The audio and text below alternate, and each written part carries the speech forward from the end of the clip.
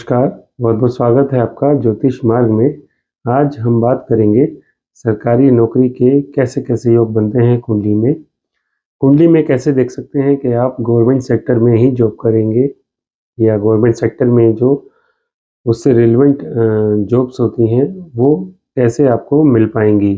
कार्यक्षेत्र की बात करते हैं तो 10th हाउस कुंडली का हम देखते हैं और गवर्नमेंट जॉब की हम बात करते हैं तो सबसे पहले हम सूर्य को देखते हैं क्योंकि सूर्य ग्रहों का राजा है और सूर्य यदि अच्छा है, सूर्य यदि केंद्र में है तो गवर्नमेंट जॉब के चांस ज़्यादा स्ट्रॉन्ग रहते हैं। तो सबसे पहला पॉइंट तो यही है, यदि कुंडली में सूर्य आपका केंद्र में है, स्वराशि का है, मित्र राशि का है या उच्च राशि का है, तो आप समझिए कि गवर्नमेंट जॉब आपको ईज़िली मिल सकती है।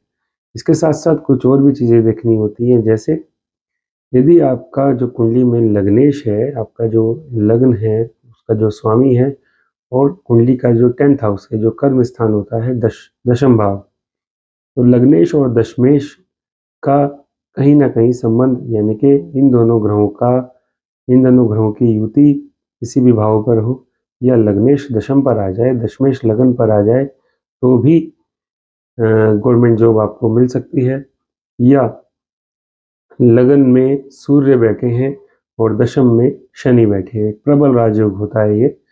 यदि ऐसी स्थिति बन रही है तो भी आप सरकारी क्षेत्र में जा सकते हैं।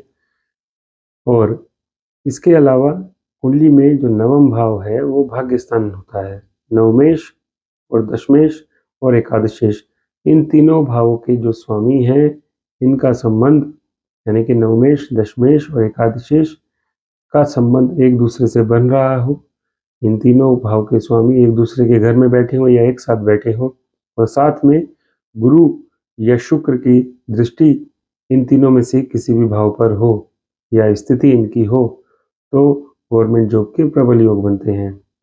इनके साथ साथ सूर्य की स्थिति तो है ही, यानी कि सूर्य आपका अच्छी स्थिति में होना चाहिए। केंद्र में नहीं है, त्रिकोण में है या दूसरे भाव में है, तो थोड़े से चांसेस कम हो जाते हैं, लेकिन केंद्र के अलावा अन्य भावों में सूर्य है, लेकिन उच्च का है या मित्र राशि का है या स्वराशि का है, तो भी स्ट्रॉन्ग चांसेस रहते हैं। कुल मिला के सूर्य की अच्छी स्थिति होना गवर्नमेंट जॉब के लिए बहुत सहायक होता है।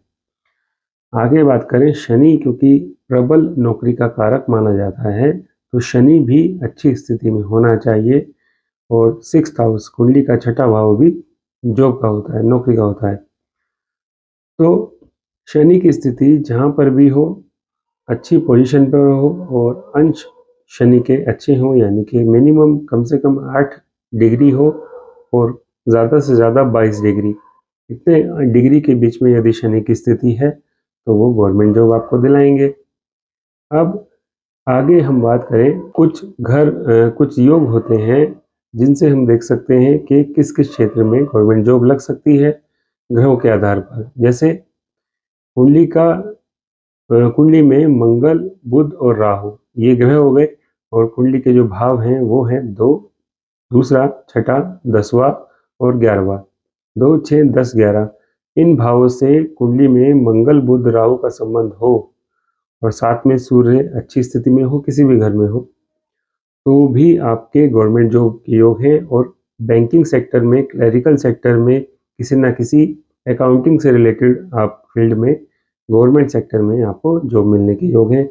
मंगल बुध राहु का संबंध दिखाता है जहाँ पर डॉक्यूमेंटेशन और फाइनेंस का काम ज़्यादा हो, उस ऑफिस में, उस विभाग में आपको जॉब मिलती है। इसी के साथ आगे बात करें, यदि शनि प्रबल स्थिति पर हैं और छठे घर को देख रहे हैं या छठे घर से किसी न किसी तरह संबंधित हैं, शनि की स्थिति छठे घर से संबंधित है और साथ में गुरु और बुध का रोल भी यहाँ आ जाए, तो आप वकालत से संबंधित, कोर्ट से रिलेटेड, न्यायाधीश तक ऐसे लोग बन सकते हैं। और किसी न किसी तरह कोर्ट से रिलेटेड जो जॉब्स होती हैं वो ये 3 ग्रह कराते हैं। लेकिन इसमें भाव कौन से होने चाहिए? एक तो छठा होना चाहिए, एक 10वां होना चाहिए, 11वां होना चाहिए। इन तीनों भावों का संबंध शनि से और गुरु से अनिवार्य है। यदि होता है तो आप वकालत के क्षेत्र में जा सकते हैं। आगे सूर्य और मंगल और शनि, सूर्य, मंगल, शनि की स्थिति साथ में आजकल, क्योंकि आईटी में हर प्रोफेशन में आईटी की ज़रूरत होती है, तो राहु को भी यहाँ ले लेते हैं। सूर्य, मंगल, शनि और राहु, ये चारों ग्रह दिखाते हैं कि आप किसी न किसी तरह टेक्निकल क्षेत्र में जाएंगे, इंजीनियरिंग लाइन में या आईटी सेक्टर में आपके जाने के योग बनते हैं। भाव कौन से होंगे? भाव होंगे 5वां, 10वां और 11वां। जी, 5वां, 10वां और 11वां भाव सूर्य, मंगल, शनि और राहु से संबंध बनाए तो आप टेक्निकल क्षेत्र में जा सकते हैं। सूर्य और मंगल का संबंध कुंडली के 3rd हाउस से हो और छठे घर से हो, 6th हाउस से हो और 10th हाउस से हो। इन तीनों घर से सूर्य मंगल का संबंध, अब 2 घर हैं और ग्रह 3 घर हैं, ग्रह 2 हैं, तो 3 में से किसी भी 2 घरों का संबंध सूर्य और मंगल से हो जाए। अब यहाँ पर इन तीनों ग्रहों के स्वामी का संबंध हो जाए सूर्य मंगल से, या फिर सूर्य मंगल इन तीनों भावों में से किन्हीं भी 2 भाव पर बैठे हो तो भी माना जाएगा। तो डिफेंस में, पुलिस सर्विस में आपको जॉब मिलने के अवसर मिलते हैं। गुरु और बुध और चंद्रमा आपको अध्यापन, शिक्षा से संबंधित क्षेत्र में ले जाते हैं। शिक्षा विभाग में भी आपकी जॉब लग सकती है, टीचिंग में भी लग सकती है, किसी न किसी तरह आपको शिक्षा से जोड़ते हैं गुरु, बुध और चंद्रमा। तो इस तरह से हम देख सकते हैं कि सरकारी नौकरी के योग कैसे होते हैं और ग्रहों से देख सकते हैं किस किस क्षेत्र में आप जा सकते हैं। यहाँ पर जो भी हमने स्थिति बताई, जैसे हमने लास्ट में भी बताया कि टीचिंग में, शिक्षा के क्षेत्र में जा सकते हैं गुरु, बुध और चंद्रमा वाले, लेकिन ये ज़रूर अनिवार्य हो जाता है कि सूर्य की स्थिति देखनी है। सूर्य मजबूत स्ट्रॉन्ग पोजीशन पर हो, या तो मित्र राशि में हो, या उच्च राशि में हो, या स्व राशि में हो, और अंश में भी, डिग्री में भी कम से कम 8 डिग्री का हो और ज़्यादा से ज़्यादा 22 डिग्री का हो, तो वो स्ट्रेंथ सूर्य की अच्छी है। कोई भी ग्रह होता है, अगर डिग्री के अकॉर्डिंग उसको बलि देखते हैं तो कम से कम 8 से 9 डिग्री का तो हो और मैक्सिमम 22 डिग्री का हो, तो वो बलि माना जाता है।